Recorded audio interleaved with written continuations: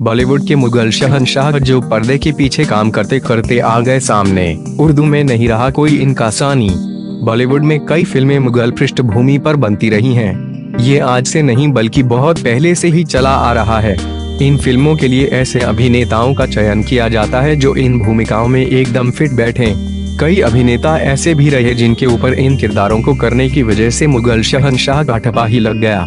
ऐसे ही एक अभिनेता रहे हैं बॉलीवुड में जो मुगल सम्राट के किरदार में एकदम फिट बैठा करते थे। ये अभिनेता भाषा से तो बंगाली थे, लेकिन उर्दू भाषा में इनका सानी कोई नहीं रहा है। ये अभिनेता हैं प्रदीप कुमार। प्रदीप कुमार ने पर्दे के पीछे रहकर भी कई कलाकारों को तराशा है। ऐसे में खुद उनका पर्दे के सामने आकर अभिनय करना उनके साथियों को बेहद खुश कर गया। प्रदीप ने अपने एक इंटरव्यू के दौरान अपने इस अनुभव को बताया था।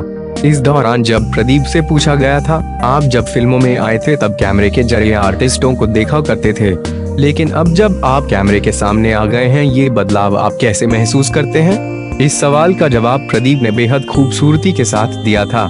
प्रदीप ने इस सवाल का जवाब देते हुए कहा था कि आईने के पीछे आईना नहीं होता, लेकिन जो मवाद उसके पीछे लगाया जाता है वही आईने को आईना बनाता है। इसी तरह कैमरे के पीछे जो हस्ती होती है वो कैमरे के सामने काम करने वालों का डायरेक्टर रहता है, और डायरेक्टर हमेशा पर्दे के पीछे रहता है। अब देखो ना, दुनिया नाम की इतनी बड़ी फिल्म बनाने वाला खुदा भी तो साथ पर्दों के पीछे रहता है।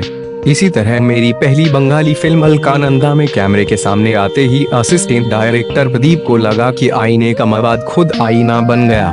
प्रदीप कुमार खुद बंगाली पृष्ठभूमि के अभिनेता थे, लेकिन उर्दू भाषा में उनका सानी कोई नहीं था।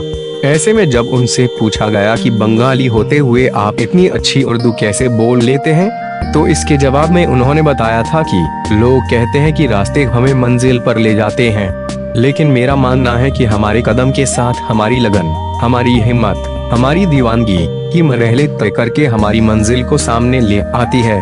मेरी मातृ जबान बंगाली में उर्दू की चाशनी घोलने का मौका मुझे तब मिला जब फिल्म इंडस्ट्री की 3 बड़ी अभिनेत्रियां नरगिस, मधुबाला और मीना कुमारी के साथ जिंदगी का एक खूबसूरत मोड़ आया।